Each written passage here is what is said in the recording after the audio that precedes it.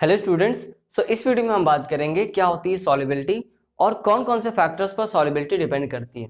तो देखिए, सॉल्युबिलिटी मैंने लास्ट वीडियो में आपको बताया था, जब हम सैचुरेटेड सॉल्यूशन प्रिपेयर कर लेते हैं तो जिस टेम्परेचर पर जिस गिवन क्वांटिटी ऑफ सॉल्वेंट में जो आपका जितने अमाउंट में सॉलिड डिजॉल्व हो जाता है, तो उस टाइम पर हम उसको बोलते हैं कि यही इसकी सॉल्युबिलिटी है।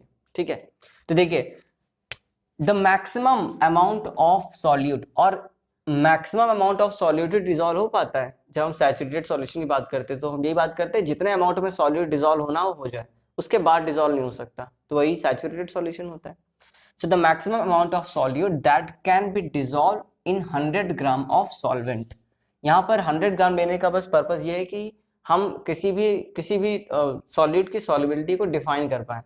तो डिफाइन करने के लिए कोई ना कोई स्टैंडर्ड चाहिए होगा, तो हमने स्टैंडर्ड मान लिया 100 ग्राम ऑफ सॉल्वेंट। तो चाहे आप कोई भी सॉल्वेंट ले लो, आपको उसे 100 ग्राम लेना है और अलग अलग सॉल्यूट को आप उसमें चेक कर लो कि कौन सा कितना डिजॉल्व हो पा रहा है।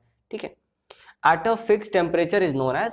फिक्स टेम्परेचर की बात क्यों कर रहे हैं? क्योंकि टेम्परेचर चेंज करने पर सॉल्युबिलिटी चेंज हो जाती है। सॉल्युबिलिटी एक ऐसा फैक्टर है जो टेम्परेचर डिपेंडेंट होती है। टेम्परेचर आप चेंज करोगे तो सॉल्युबिलिटी चेंज हो जाएगी। जैसे आपने पढ़ा कि जो सैचुरेटेड सॉल्यूशन होता है, अगर आप उसका टेम्परेचर इंक्रीज कर दो तो फिर से अनसैचुरेटेड हो जाता है, आप उसमें और सॉलिड और डिजॉल्व कर सकते हो। तो ये भी वही से रिलेटेड है। ठीक है, तो देखिए, the maximum amount of solid that can be dissolve in 100 gram of solvent at a given temperature is known as the solubility.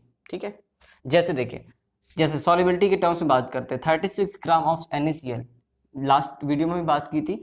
36 gram of NaCl that can B dissolve in 100 gram of water. ठीक है, eight 20 degree Celsius. तो 20 degree Celsius पर 100 gram water में 36 gram of NaCl dissolve हो सकती है। यही इसकी सॉल्युबिलिटी है। तो आपकी स्क्रीन पर आप देख सकते हैं कई सारे सॉल्ट की जो सॉल्युबिलिटी है 20 डिग्री सेल्सियस पर डिफाइन है। ठीक है, अब देखिए, सॉल्युबिलिटी को हम एक और तरीके से डिफाइन कर सकते हैं। जब हम सैचुरेटेड सॉल्यूशन की बात करते हैं तो वो भी सॉल्युबिलिटी एक तरीके से रिप्रेजेंट करता है। तो उस टर्म्स में कैसे रिप्रेजेंट कर सकते हैं? Solubility can also be defined as the concentration की बात हमें नेक्स्ट वीडियो में डिटेल में करनी है। ठीक है, कंसंट्रेशन का मतलब होता है कि किसी भी सॉल्वेंट में कितने अमाउंट में सॉल्यूट प्रेजेंट है, यही उसका कंसंट्रेशन होता है। तो concentration of solute in a saturated solution, जब सॉल्यूशन आपका सैचुरेटेड हो जाए उस टाइम पर कितने अमाउंट में सॉल्यूट प्रेजेंट है, बस वही उसकी सॉल्युबिलिटी है। ठीक है, at a given temperature is called its solubility. Okay, अब हम देखते हैं फैक्टर अफेक्टिंग सॉल्युबिलिटी। तो पहला फैक्टर मैंने लिखा है टेम्परेचर, यही इंपॉर्टेंट होता है सबसे ज्यादा। अब देखिए, टेम्परेचर, इसको भी हम दो तरीके से जज करेंगे। देखिए, जब आपका सॉल्यूट, अगर आपका सॉल्यूट, हम ये मान के चलते हैं जो सॉल्वेंट है वो लिक्विड है। ठीक है, तो अगर आपका सॉल्यूट सॉलिड के फेज में है, तो जैसे एग्जांपल के तौर पे आप ले सकते हो, जैसे मान लीजिए सॉल्ट में वाटर डिजॉल्व है। ठीक है, सॉल्ट प्लस वाटर कुछ ऐसा है। तो सॉल्यूट यहाँ पे जो सॉल्ट है वो कितना ज्यादा अमाउंट में डिजॉल्व कर सकता है, कैसे डिपेंड करता है? टेम्परेचर पे। देखिए, यहाँ पर जो सॉल्युबिलिटी है, आप समझ गए होंगे कि टेम्परेचर के डायरेक्टली प्रोपोर्शन होता है। अभी पढ़ा कि जब हम टेम्परेचर इंक्रीज करते हैं तो इवन जो सैचुरेटेड सॉल्यूशन होता है वो भी अनसैचुरेटेड हो जाता है और उस केस में आप और ज्यादा अमाउंट में सॉल्ट या जो भी आपका सॉल्यूट है वो डिजॉल्व कर सकते हो। ठीक है, तो सॉल्युबिलिटी, जब आपका सॉल्यूट कैसा है, सॉलिड फेज में है, तो कैसा हो जाएगा? टेम्परेचर के डायरेक्टली प्रोपोर्शन हो जाएगा। ठीक है, क्लियर ये बात? अब देखिए, ये फर्स्ट मान लीजिए फैक्टर था। अब अगर सॉल्यूट का फेज, देखिए लिक्विड में तो डिजॉल्व हो ही जाएगा। मान लीजिए वाटर में आपको अल्कोहल मिक्स करना है तो आप कितना भी मिक्स कर सकते हो, उसमें तो कोई कम या ज्यादा की बात नहीं है, टेम्परेचर का उसका कोई वेरिएशन की बात नहीं है। लेकिन अगर आपका सॉल्यूट मान लीजिए गैस है, जैसे देखिए, मान लीजिए जो वाटर होता है, वाटर में ऑक्सीजन डिजॉल्व होती है या CO2 डिजॉल्व होती है। जैसे आप कोल्ड ड्रिंक खरीद कर लाते हो तो कोल्ड ड्रिंक में CO2 डिजॉल्व होती है। ठीक है, तो वाटर प्लस CO2 मान लीजिए। ठीक है, जिसे हम कार्बोनेटेड वाटर बोलते हैं, लिख लीजिए यहीं पर। इसे हम क्या बोलते हैं? Carbonated water. मतलब कार्बन डाइऑक्साइड अगर वाटर में डिजॉल्व है तो उसे हम कार्बोनेटेड वाटर बोलते हैं, जैसा कि कोल्ड ड्रिंक और सॉफ्ट ड्रिंक्स में होता है। देखिए, इस केस में क्या होगा? इस केस में जो सॉल्युबिलिटी है, अब आप खुद सोचिए, जो आप कोल्ड ड्रिंक खरीद के लाते हो, सॉफ्ट ड्रिंक खरीद के लाते हो, वो कैसा होता है? वो लो टेम्परेचर पर होता है उसको फ्रीज में रखते हैं। फ्रीज में रखने का रीजन ये है कि जो CO2 है वो जब टेम्परेचर कम होगा तो ज्यादा डिजोल्व करेगी, और टेम्परेचर कम होगा तो टेम्परेचर जब ज्यादा होगा तो कम डिजोल्व करेगी। तो सॉल्युबिलिटी यहाँ पर टेम्परेचर के इनवर्सली प्रोपोर्शनल है, तो आप लिख लीजिए 1 upon inversely proportional to the temperature, ये देखिए, ठीक है।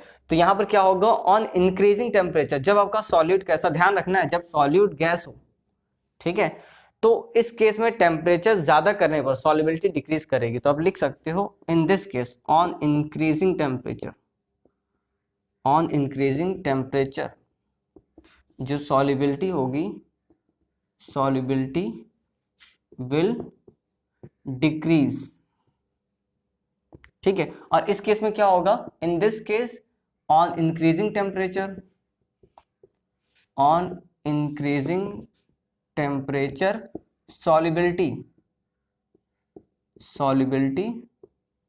will increase, ठीक है, क्योंकि यहाँ पर डायरेक्टली प्रोपोर्शनल है, यहाँ पर इनवर्सली प्रोपोर्शनल है। देखिए सेकंड इंपॉर्टेंट फैक्टर क्या है, प्रेशर। देखिए प्रेशर के केस में क्या होता है, प्रेशर कैसे सॉल्युबिलिटी को अफेक्ट करता है। देखिए अगर मान लीजिए पहला केस, अगर आपका जो सॉल्यूट है अगर वो सॉलिड फेज में, ठीक है, जैसे सेम एग्जांपल मैंने लिया शुगर प्लस वाटर या सॉल्ट प्लस वाटर, तो इस केस में क्या होगा, इस केस में जो प्रेशर है, pressure in this case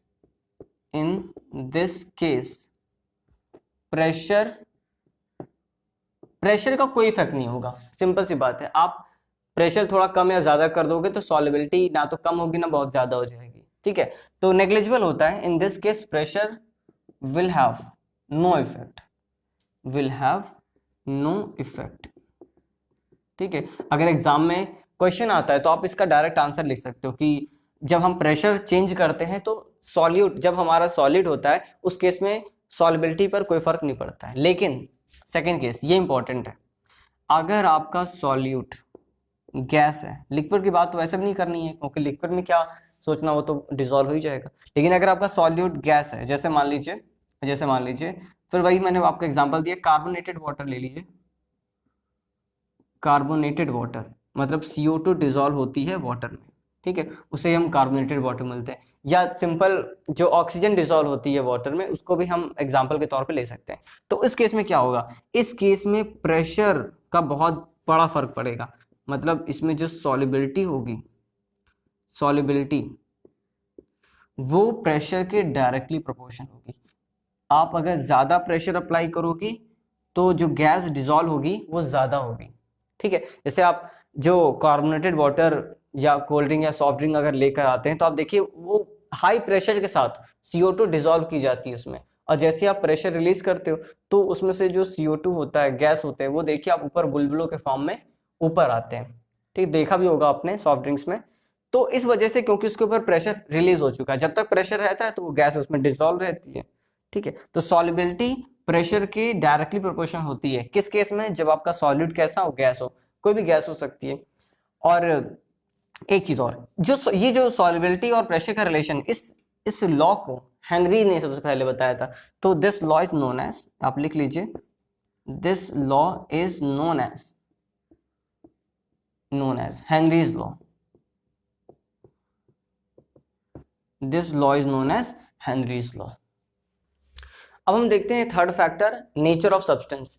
nature of substance पर सॉल्युबिलिटी का क्या फर्क पड़ता है। देखिए इसका एक सिंपल सा कॉन्सेप्ट है, अगर मैं लिखूं यहाँ पर एक वर्ड लिखता हूं, like dissolves like, like dissolves like, इसका एक ही मतलब है, जो जैसा होता है वो वैसा ही सॉल्यूट या सॉल्वेंट जैसा होता है वो उसी तरीके का अपने में डिसॉल्व करना चाहता है। मतलब क्या है इसका, जो पोलर सॉल्वेंट होंगे, polar solvent will dissolve polar solute.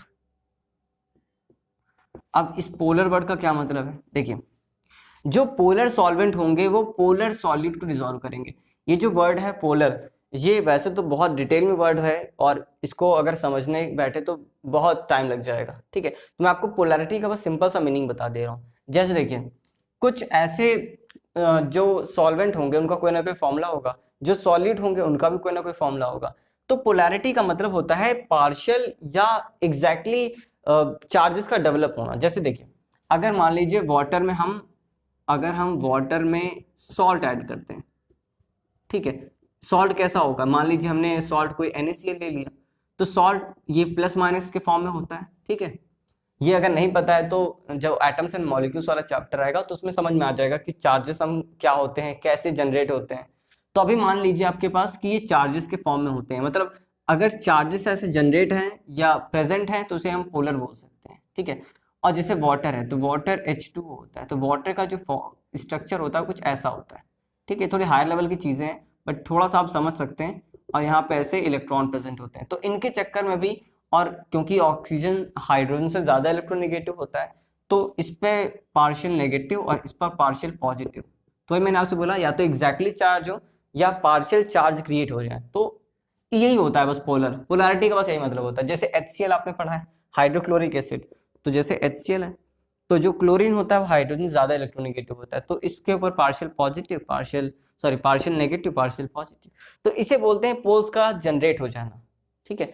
तो जो पोल वाला होगा, जो पोलर सॉल्वेंट होगा, वो पोलर सॉलिड को ही अपने में डिसॉल्व करना चाहेगा, ठीक है। अगर आपको ये नहीं भी समझ में आ रहा है तो कोई इश्यू नहीं, ये तो आके आपको धीरे धीरे जब आप हायर क्लासेस में जाएंगे वो आपको पोलर का पूरा कॉन्सेप्ट क्लियर होता जाएगा, ठीक है। तो अभी आपको मान के चलना है कि जो पोलर सॉल्वेंट्स होते हैं वो पोलर सॉलिड को डिसॉल्व करना पसंद करते हैं। जैसे एग्जांपल के तौर पे आप लिख सकते हो, जैसे वाटर, ये एक पोलर सॉल्वेंट है, इसमें आप NaCl को डिसॉल्व करेंगे, ये भी पोलर है, ये भी पोलर है, आराम से डिसॉल्व हो जाएंगे।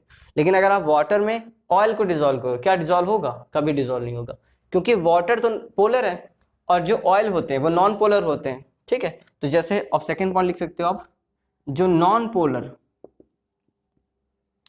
पोलर सॉल्वेंट होते हैं दे विल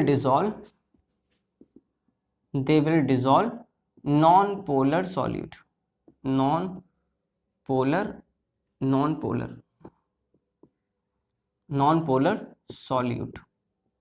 ठीक है। जैसे एग्जांपल के तौर पे, जैसे हम बेंजीन में अगर हम कार्बन टेट्राक्लोराइड CCl4 को डिसॉल्व करें, ठीक है, एसीटोन को डिसॉल्व करें, इस तरीके से बेंजीन और मतलब ये जो नॉन पोलर होते हैं, जो ऑयल वाले होते हैं, जो, ठीक है, जो हाइड्रोकार्बन होते हैं, जनरली दे आर नॉन पोलर्स, तो उनमें आप डिसॉल्व कर सकते हो, ठीक है। इस तरीके से कई सारे एग्जाम्पल हैं। तो जनरली हमें बात करनी थी फैक्टर्स अफेक्टिंग सॉल्युबिलिटी, तो आपको ध्यान रखना है एक तो टेम्परेचर और प्रेशर, ये सबसे ज्यादा इंपॉर्टेंट होता है, और यहाँ पर पोलैरिटी नॉन पोलैरिटी का डिफरेंस आया था। अगर आप ये भी याद रखते हो कि लैग जो जैसा होता है वो वैसा ही डिसॉल्व करता है, तो भी आपका काम बन जाएगा। ओके, सो आज की वीडियो में बस इतना ही। नेक्स्ट वीडियो में हमारा डिस्कशन होगा कंसंट्रेशन पर।